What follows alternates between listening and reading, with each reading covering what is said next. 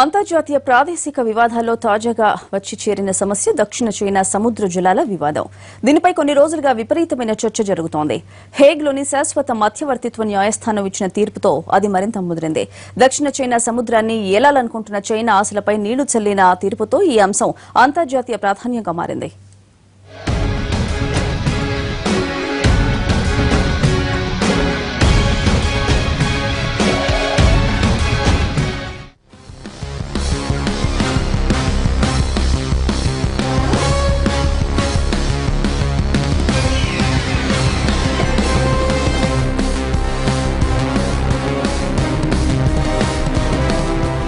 Asia ఖండంలో ఉద్రిక్తతలకు కొదవలేదు.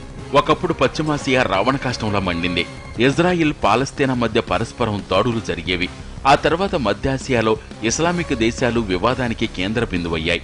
నాటి Iran Iraq Yuddhakanda నుంచి నేటి సిరియా సంక్షోభం వరకు మధ్యప్రాచ్యంలో అశాంతి అస్థిరత రాజ్యమేలుతూనే ఉన్నాయి. ఇరుగు పొరుగు దేశాల మధ్య వివాదాలకు తోడు ఇస్లామిక్ తీవ్రవాదం పేట్రేగి మిడిల్ ఈస్ట్ మండిపోయింది. ఇంకా మండిపోతూనే ఉంది. ఇస్లామిక్ తీవ్రవాద ప్రభావం దక్షిణాసియా దేశాలకు విస్తరించి ప్రపంచానికి పెను సవాలుగా మారింది.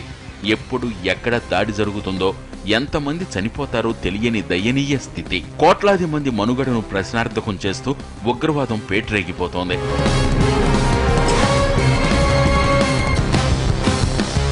ఇక ఇప్పుడు మరొక వివాద కేంద్రం ఆసియా ఖండంలో పురుడు పోసుకుంది. అదే దక్షిణ చైనా సముద్రం. దక్షిణ చైనా సముద్రంలో 7-8 ద్వీప సమూహాలు ఉన్నాయి. వీటిల్లో వందల ద్వీపాలున్నాయి. ఇక్కడ అనాదిగా మానవ సంచారం లేదు.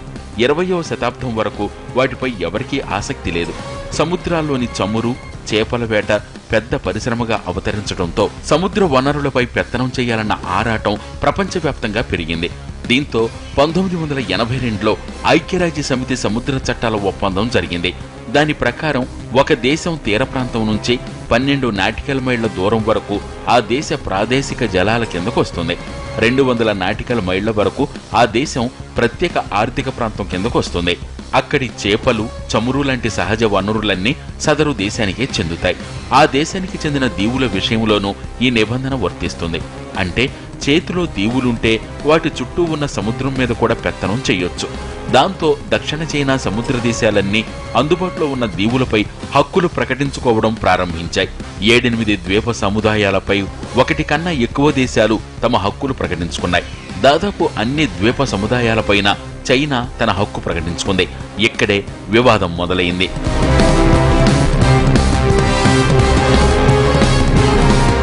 ఈ దీవులన్నీ తన అంతర్జాతీయ సరిహద్దు పరిధిలోనే ఉన్నాయని చైనా 2009లో ఒక పటాన్ని ఐక్యరాజ్య సమితికి సమర్పించింది.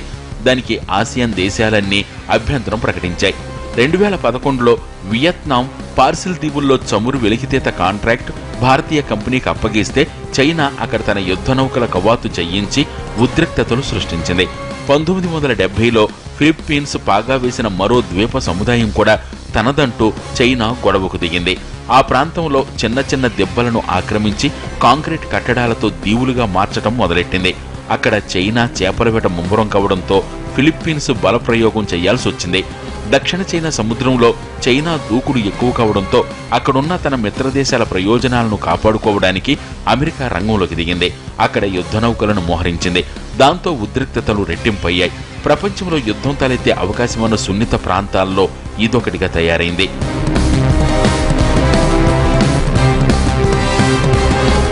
దక్షిణ చైనా సముద్రం అంతా తనదేనని చైనా మొండికేస్తుంటే అదేం కుదరదని ఫిలిప్పీన్స్ దాని పొరుగు దేశాలు ఖరాఖండిగా చెబుతున్నాయి.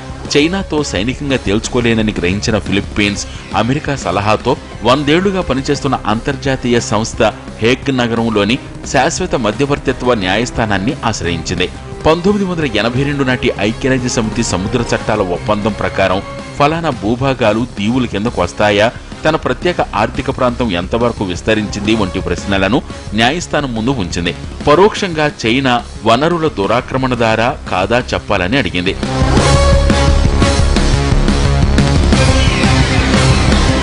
న్యాయస్థానం ముందుకు రావడానికి చైనా నిరాకరించింది. 1970కి ముందు ఆ దీవి తనదిగా ఉందని, రాత్రికి రాత్రే దాన్ని ఫిలిప్పీన్స్ ఆక్రమించిందని అంటోంది. సరిహద్దు వివాదం ఐక్యరాజ్య సమితి సముద్ర చట్టాల ఒప్పందం పరిధిలోకి రాదని, దానిపై తీర్పిచ్చే అధికారం న్యాయస్థానానికి లేదని దబాయిస్తోంది. ఇందులో భాగంగానే చైనా అమెరికాపై రంకెలేస్తోంది. దక్షిణ చైనా సముద్ర విషయంలో అది తన పరిధి దాటి వ్యవహరిస్తోందని, భారీ మూల్యం చెల్లించుకోవాల్సి ఉంటుందని హెచ్చరిస్తోంది. తనదైన భూభాగం అంగుళం కూడా వదిలేది లేదని, దానికోసం సైనిక పోరుకు సిద్ధమేనని ప్రకటిస్తోంది. కొద్ది నెలలుగా ఇదే అంశంపై సవాళ్లు విసురుతోంది.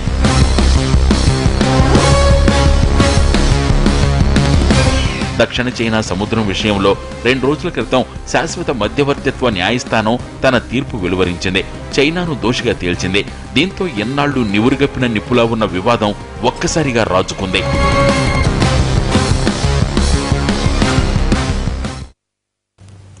వివాదానికి కేంద్ర బిందువైన దక్షిణ చైనా సముద్రం ప్రత్యేకత ఏంటి?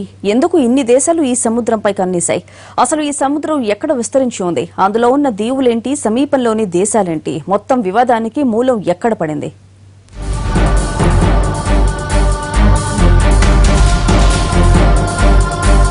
చైనా దక్షిణ ప్రాంతంలో పసిఫిక్ మహాసముద్రంలో భాగంగా ఉన్న 35 లక్షల చదరపు కిలోమీటర్ల విస్తీర్ణం గల సముద్ర ప్రాంతాన్ని దక్షిణ చైనా సముద్రంగా పరిగణిస్తున్నారు. ఇది ఇంగ్లీష్ అక్షరమైన యు ఆకారంలో ఉంటుంది. దీని పరిధిని చైనా 9 గీతలతో చూపిస్తున్నందున 9 డాటెడ్ లైన్ అని పిలుస్తారు. ఈ సముద్ర ప్రాంతమంతా తనదేనని చైనా చెప్పుకుంటుండగా దాన్ని ఫిలిప్పీన్స్ విభేదిస్తోంది. దక్షిణ చైనా సముద్రం తీర దేశాలైన వియత్నాం, మలేషియా, ఇండోనేషియా, తైవాన్ దేశాలు చైనాను వ్యతిరేకిస్తున్నాయి. దక్షిణ చైనా సముద్రంపై తమకు హక్కులు ఉన్నాయనేది ఈ దేశాల వాదన. ఈ వివాదాన్ని ఫిలిప్పీన్స్ హేగ్లోని అంతర్జాతీయ న్యాయస్థానం దృష్టికి తీసుకువెళ్లడం, దానిపై చైనా వాదనను తిరస్కరిస్తూ తీర్పు రావడం తాజా పరిణామాలు.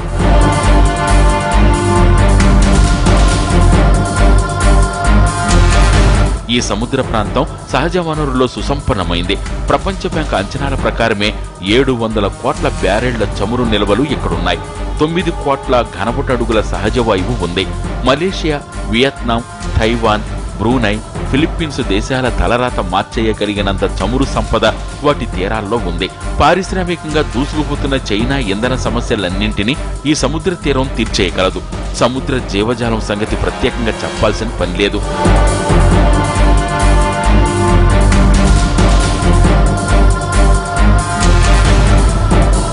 భారత్కు బంగాళాఖాతం ఎలాగో చైనాకు దక్షిణ చైనా సముద్రం అలాగా.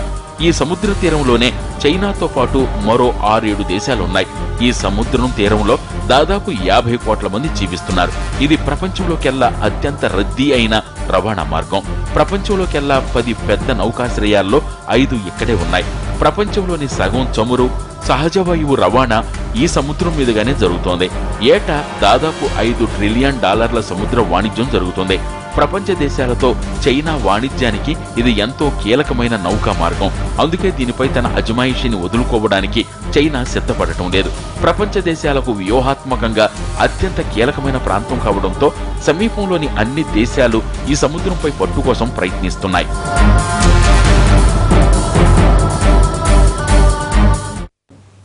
అంతర్జాతీయ న్యాయస్థానం తాజా తీర్పుతో చైనా వైఖరిని వ్యతిరేకిస్తున్న దేశాల వాదనకు బలం చేకూరింది. మరి చైనా ఈ తీర్పునకు కట్టుబడి ఉంటుందా? దక్షిణ చైనా సముద్రంపై పెత్తనాన్ని వదులుకునేందుకు సిద్ధపడుతోందా? శాశ్వత మధ్యవర్తిత్వ న్యాయస్థానం ఇచ్చిన తీర్పును చైనా ఖాతరు చేయకపోతే పరిస్థితి ఏంటి? దక్షిణ చైనా సముద్ర వివాదంలో కోర్టు తీర్పుతో చైనాకు ఎదురు దెబ్బ తగిలింది. దీంతో చైనా వాదనను వ్యతిరేకిస్తున్న దేశాల గొంతుకు బలం పెరిగింది. చైనా వాదనను మొదటి నుంచి గట్టిగా వ్యతిరేకిస్తున్న దేశం వియత్నాం. దక్షిణ చైనా సముద్రంలోని 2 ముఖ్యమైన దీవులు 1940 కంటే ముందు నుంచి తమ అజమాయిషిలో ఉన్నాయని చైనా చెబుతుండగా 17వ శతాబ్దం నుంచి ఆ దీవులను పాలించింది తామేనని వియత్నాం స్పష్టం చేస్తోంది. వివాదానికి కేంద్రమైన స్పార్ట్లీ దీవులపై అసలు హక్కు తనదని ఫిలిప్పీన్స్ వాదిస్తోంది. ఇప్పుడు ఈ దేశాలు మరింత బలంగా తమ వాదనను వినిపించనున్నాయి. అయితే తీర్పును అమలు చేయడం కోసం చైనాను బలవంతం చేసే అధికారం ఐక్యరాజ్య సమితికి లేదు. అంటే ఇది అమలు కాని తీర్పు.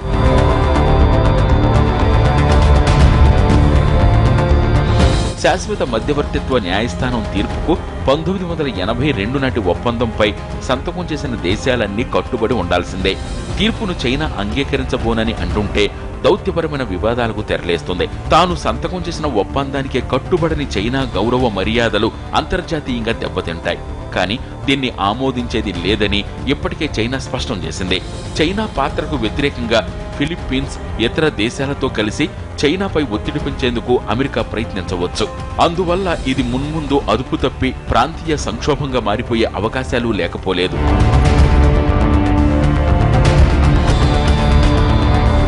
దక్షిణ చైనా సముద్రంతో భారతదేశానికి ప్రత్యక్షంగా ఎటువంటి సంబంధం లేదు. భారతదేశానికి ఇది ఎంతో దూర ప్రాంతం కూడా. అయినప్పటికీ ఇటీవల చోటు చేసుకున్న కొన్ని పరిణామాలతో భారతదేశం అప్రమత్తంగా వ్యవహరించాల్సిన అవసరాన్ని నొక్కి చెప్తున్నాయి. దక్షిణ చైనా సముద్రంలోని కొన్ని దీవులను మిలిటరీ స్థావరాలుగా చైనా మార్చివేసింది. దీంతో ఆ మార్గంలో వెళ్లే వాణిజ్య నౌకలపై చైనా అజమాయిషి పెరిగిపోతోంది. దీన్ని మన దేశం ఇబ్బందికరమైన అంశంగా భావిస్తోంది. ఇదే పద్ధతిలో హిందూ మహాసముద్రంలోనూ చైనా ఇబ్బందికరమైన పాత్ర పోషించే అవకాశం ఉందనే అనుమానం భారతదేశానికి ఉంది. శ్రీలంక, మాల్దీవులు, పాకిస్తాన్తో కలిసి హిందూ మహాసముద్రంలో, అరేబియా మహాసముద్రంలో క్రియాశీలకంగా వ్యవహరించేందుకు చైనా ప్రయత్నిస్తే అది భారతదేశానికి తలనొప్పే.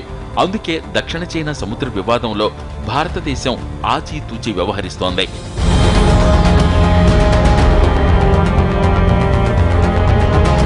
దక్షిణ చైనా సముద్ర తీర దేశాల్లో ఇప్పుడు ఇదొక భావోద్వేగంతో కూడిన అంశంగా కూడా మారుతోంది. ఫిలిప్పీన్స్ వాదనను కోర్టు సమర్థించినందున అదే వాదనను ఆధారంగా తీసుకుని ఇతర దేశాలైన వియత్నాం, ఇండోనేషియా, మలేషియా, తైవాన్ కూడా తమకు సైతం దక్షిణ చైనా సముద్రం విషయంలో తమ హక్కులను కాపాడాల్సిందిగా న్యాయస్థానాన్ని ఆశ్రయించే అవకాశం ఉంది. ఎటూ చైనా ఈ వాదనలను అంగీకరించదు. తనకున్న ఆర్థిక, సైనిక సంపత్తితో దక్షిణ చైనా సముద్రంపై పెత్తనాన్ని సుస్థిరం చేసుకునేందుకు చైనా ప్రయత్నిస్తుంది. అందువల్ల భవిష్యత్తు సంక్లిష్టంగానే కనిపిస్తోంది. గతంలో ఈ వివాదాన్ని సంప్రదింపుల ద్వారా పరిష్కరించుకోవాలనే ఆలోచన వచ్చింది, కానీ అది సాధ్యం కాలేదు. ఏషియన్ వేదికగా కూడా పరిష్కారం కనుగొనాలనే ప్రయత్నం జరిగింది. అది కార్యరూపం దాల్చలేదు. ఇప్పుడు తాజాగా వచ్చిన తీర్పుతో చైనా ఏం చేస్తుందన్నది ఆసక్తికరంగా మారింది.